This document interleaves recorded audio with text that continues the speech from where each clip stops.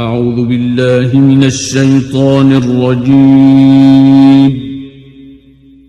بسم الله الرحمن الرحيم. ألف لام ميم را.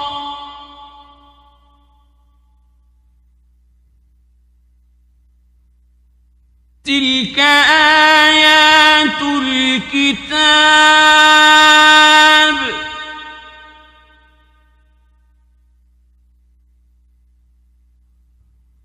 والذي أنزل إليك من ربك الحق ولكن أكثر الناس لا يؤمنون.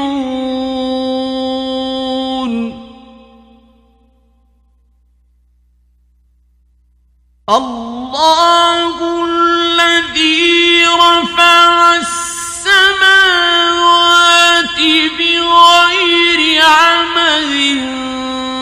ترونها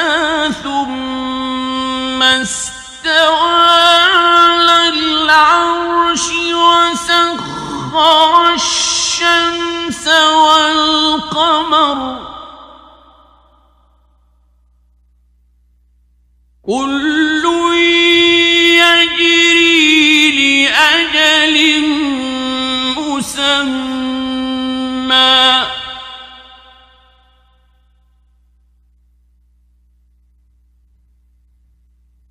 يدبر الأمر يفصل الآيات لعلكم بلقاء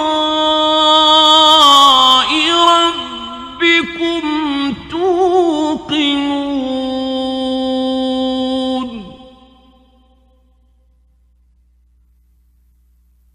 وهو الذي مد الأرض وجعل فيها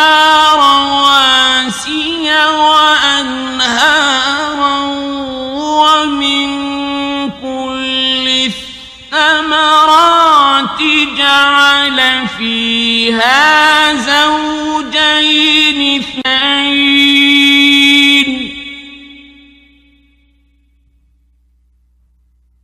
يغشي الليل النهار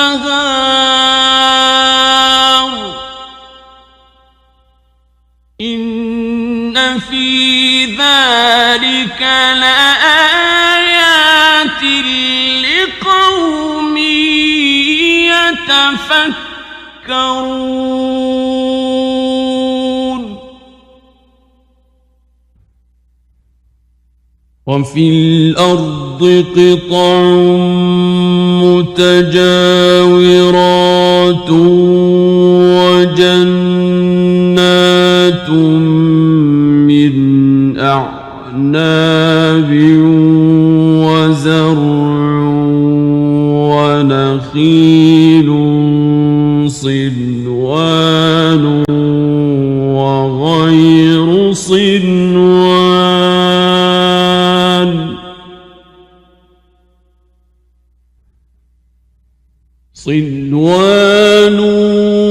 وغير صنوان يسقى بماء واحد ونفضل بعضها على بعض في الأكل إن في ذلك لآيات لقوم يعقلون.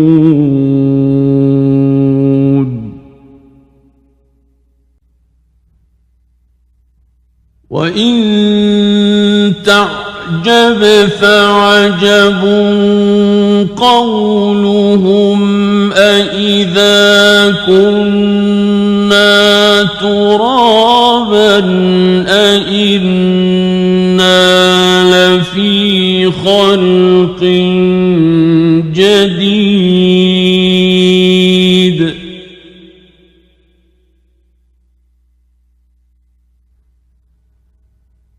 أولئك الذين كفروا بربهم وأولئك الأغلال في أعناقهم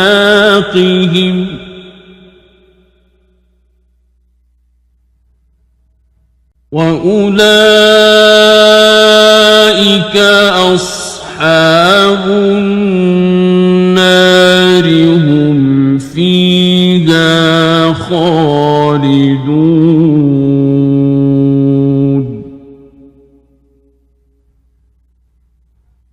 ويستعجلونك بالسيئة قبل الحسنة وقد خلت من قبلهم المثلات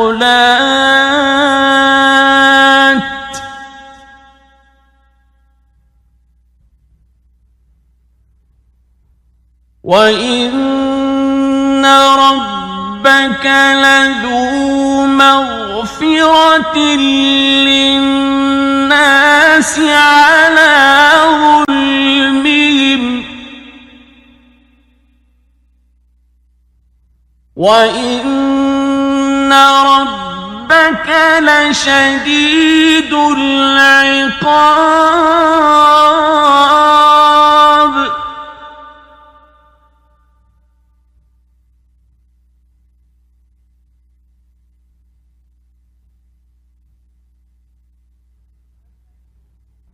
ويقول الذين كفروا لولا أنزل عليه آية من ربه إنما أنت منذر ولكل قوم هاد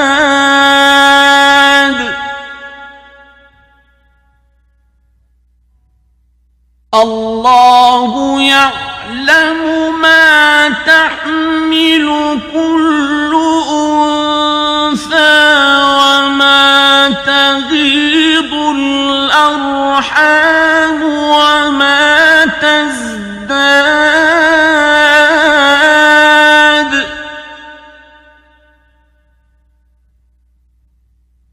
وكل شيء عنده بمقدار عالم الغيب والشهادة الكبير المتعال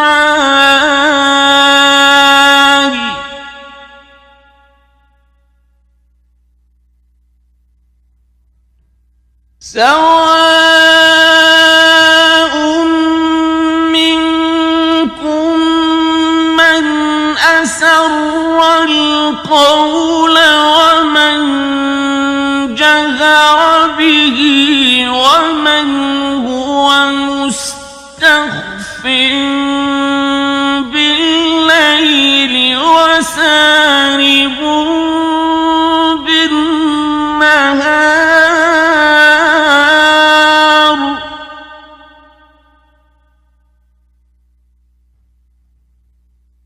له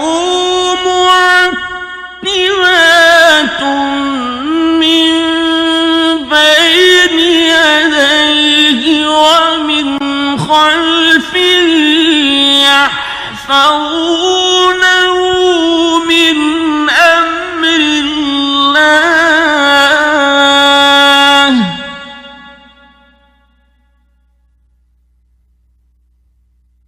إن الله لا يغير ما بقوم حتى يغيروا ما بأنفسهم وإذا أراد الله بقوم سوءا فلا مرد له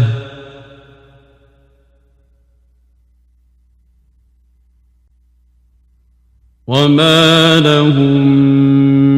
من دونه من وال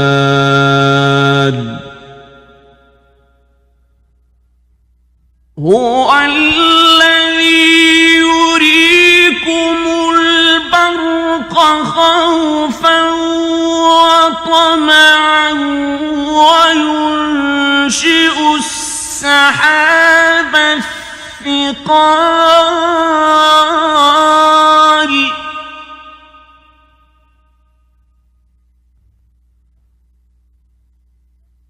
ويسبح الرعد بحمده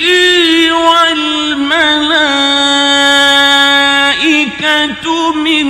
خيفته ويرسل الصواعق فيصيب بها من يشاء وهم يجادلون في الله وهو شديد المحال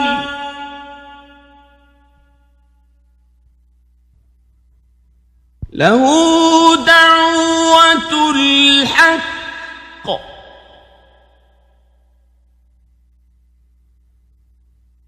والذين يدعون من دونه لا يستجيبون لهم بشيء إلا كباسط كفيه إلى الماء ليبلغ فاه وما هو ببالغه وما دعاء الكافرين إلا في ضلال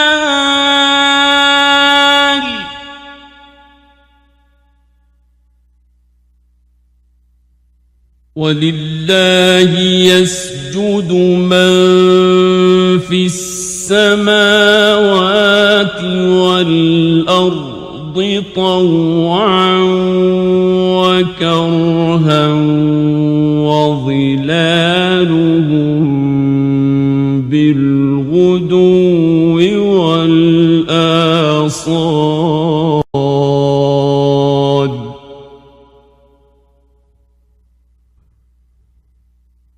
قل من رب السماوات والأرض قل الله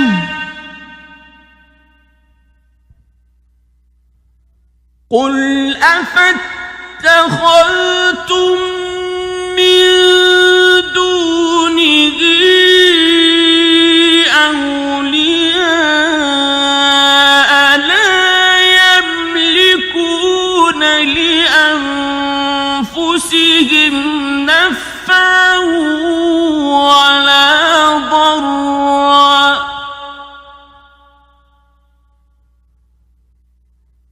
قل هل يستوي الأعمى والبصير أم هل تستوي الظلمات والنور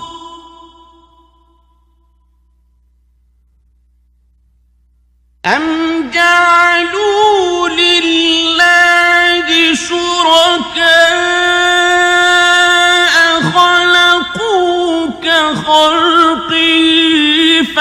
تشابه الخلق عليهم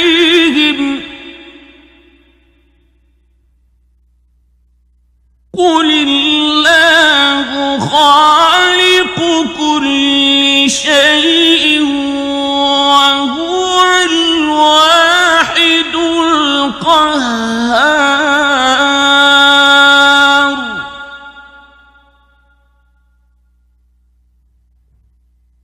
أنزل من السماء ماء فسالت أودية بقدرها فاحتمل السيل زبدا رابيا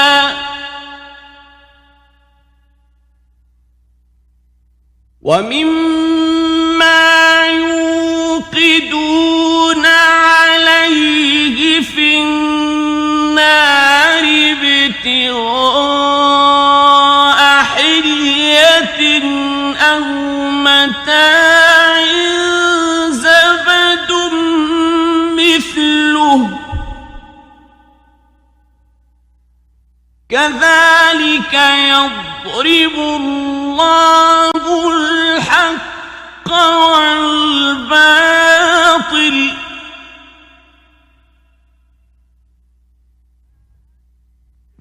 فأما الزبد فيذهب جفاء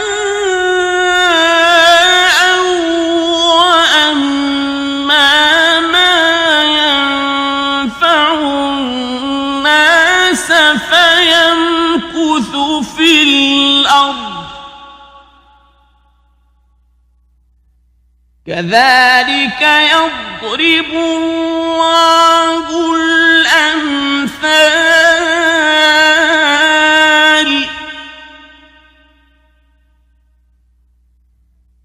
للذين استجابوا لربهم الحسنى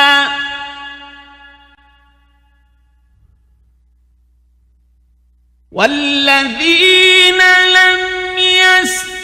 يستجيبوا له أن لهم ما في الأرض جميعا ومثله معه لافتدوا به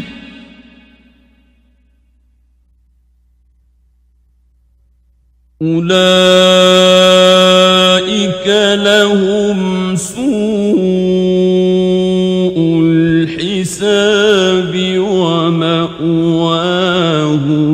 جهنم وبئس المهاد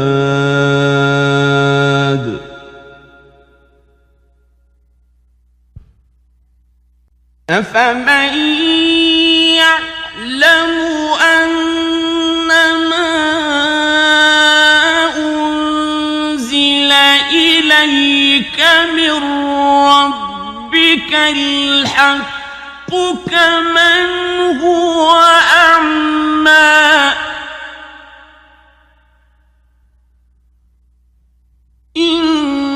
إنما يتذكر أولو الألباب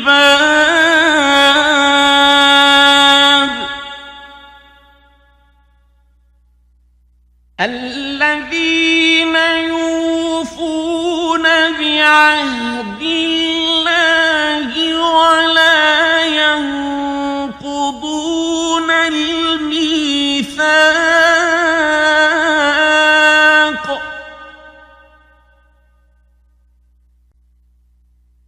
والذين يصلون ما أمر الله به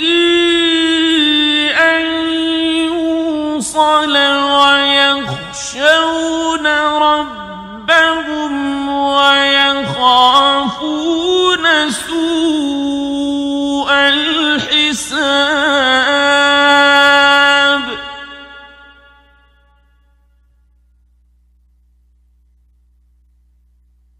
والذين صبروا ابتغاء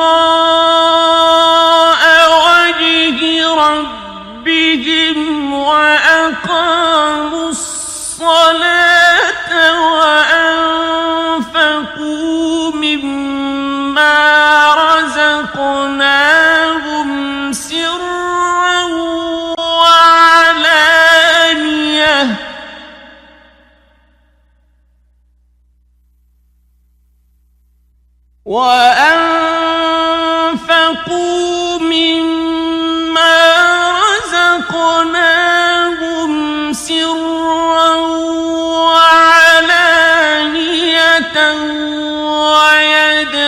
ويدرؤون بالحسنة السيئة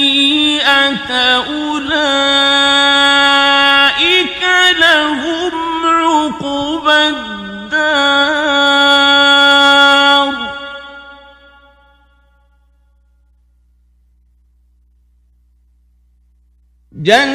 جنات عدن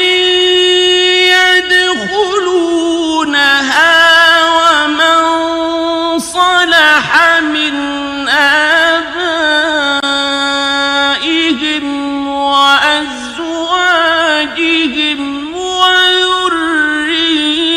وذرياتهم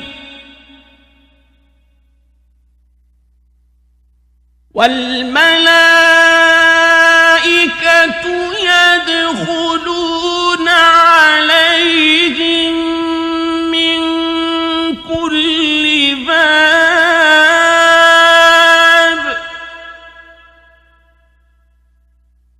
سلام عليكم بما صبرتم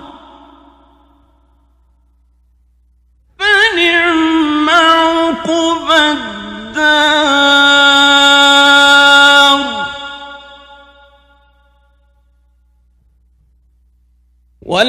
والذين ينقضون عهد الله من بعد ميثاقه ويقطعون ما أمر الله به أن يوصل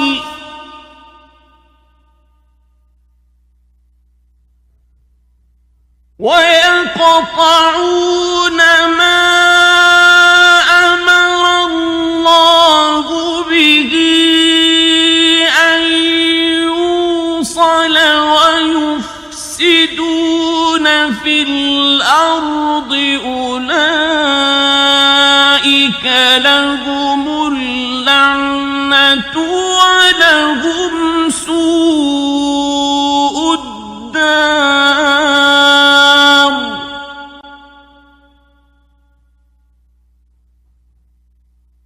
الله يبسط الرزق لمن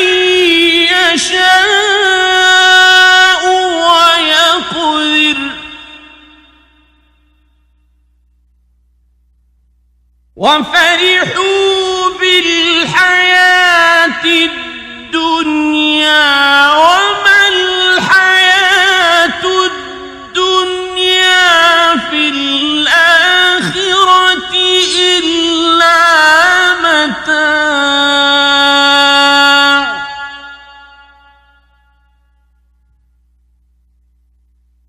ويقول الذين كفروا لولا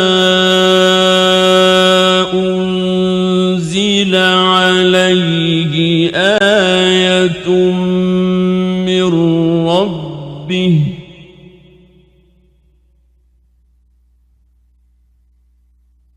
قل إن الله يضل من يشاء ويهدي إليه من أناب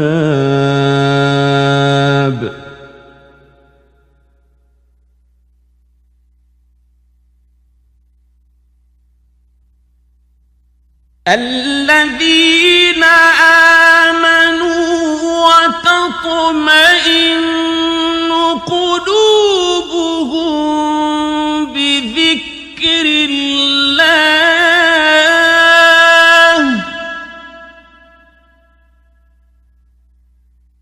ألا بذكر الله تطمئن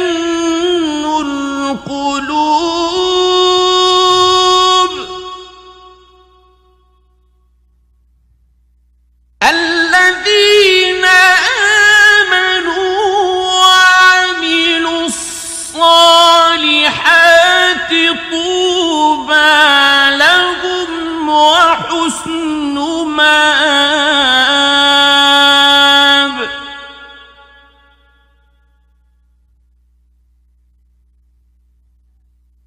كذلك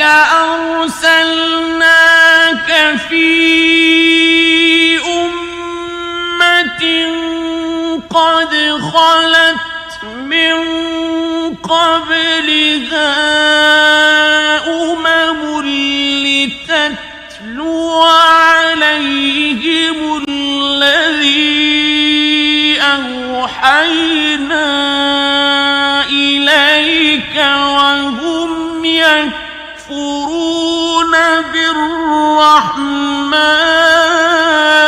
بالرحمن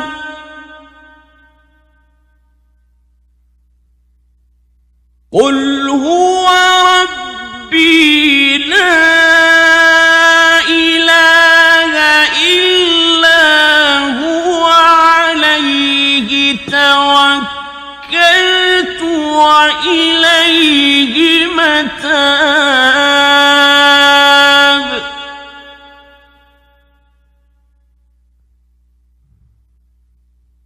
ولو أن قرآنا سيرت به الجبال أو قطعت به الأرض أو كلم به الموتى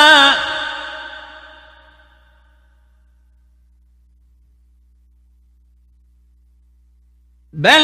لله الأمر جميعا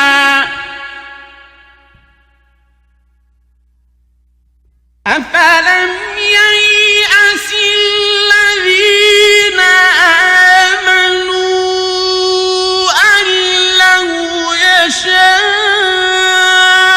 الله لهدى الناس جميعا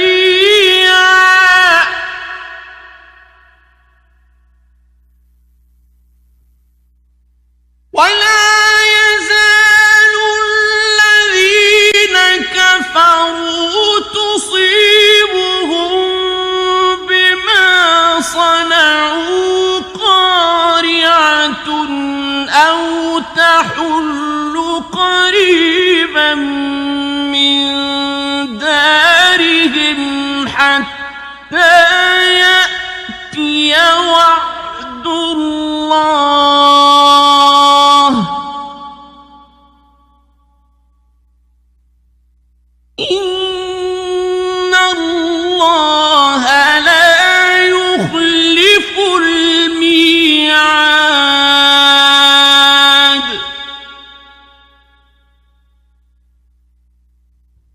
ولقد استهزئ برسل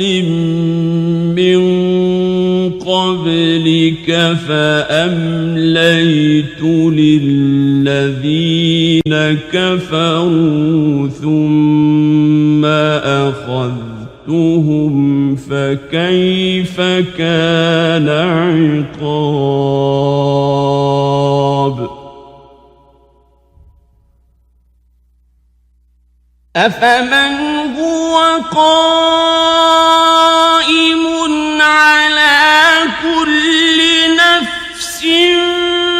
بما كسبت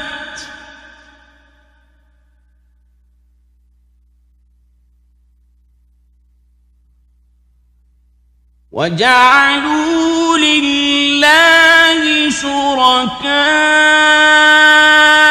قل سموهم أم تنبئونه بما لا يعلم في الأرض أم بظاهر من القول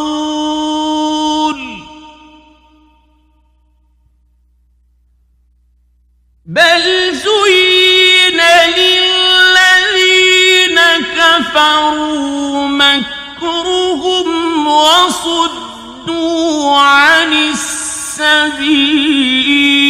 السبيل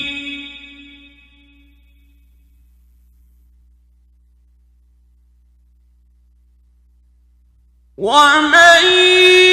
يضلل الله فما له من هاد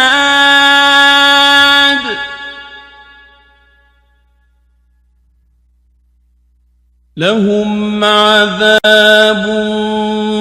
في الحياة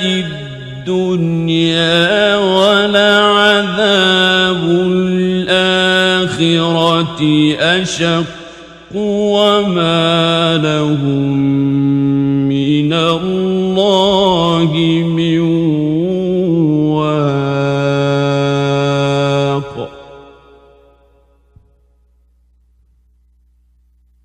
مثل الجنة التي وعد المتقون تجري من تحتها الأنهار أكلها دائم وظلها تلك عقبى الذين اتقوا وعقبى الكافرين النار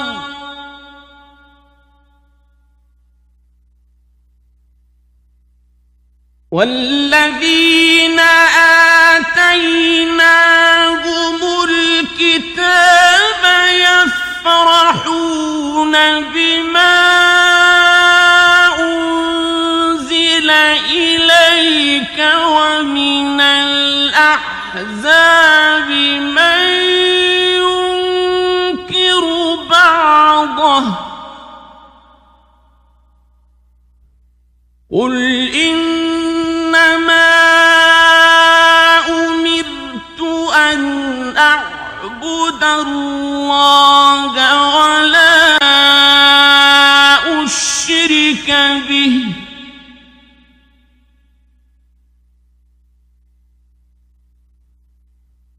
إليه أدعو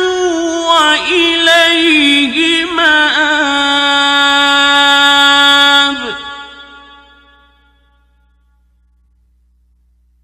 وكذلك أنزلناه حكما عربيا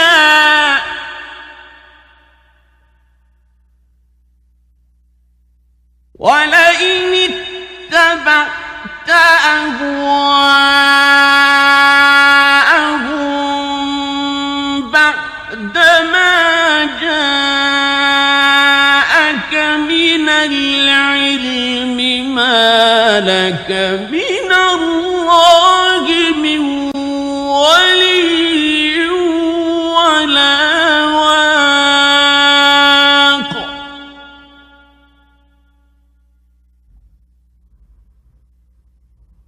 ولقد أرسلنا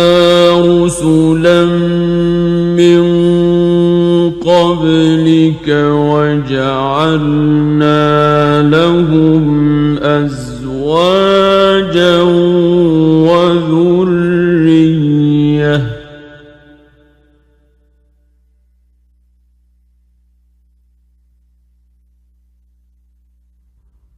وما كان لرسول أن يأتي بآية إلا بإذن الله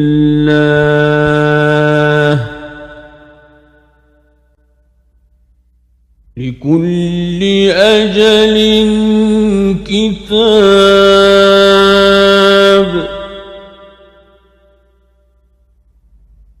يمحو الله ما يشاء ويثبت وعنده أم الكتاب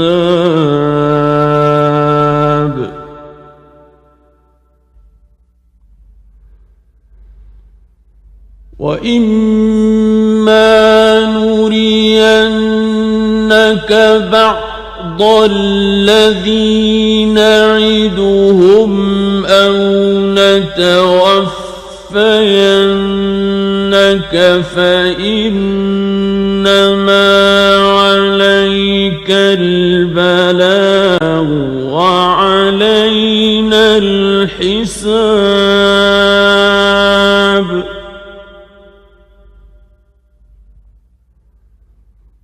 أولم يروا أنا نأتي الأرض ننقصها من أطرافها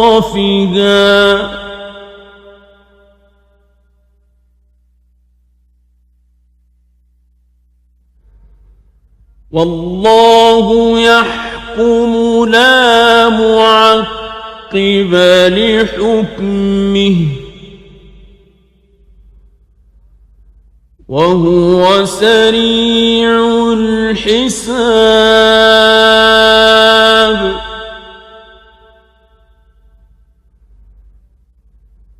وقد مكر الذين من قبلهم فلله المكر جميعا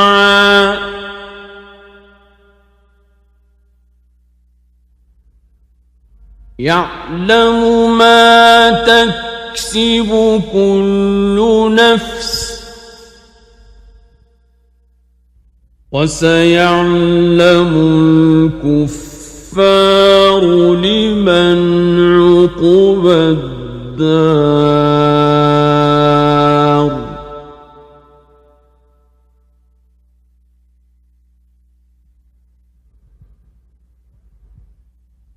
ويقول الذين كفروا لست مرسلا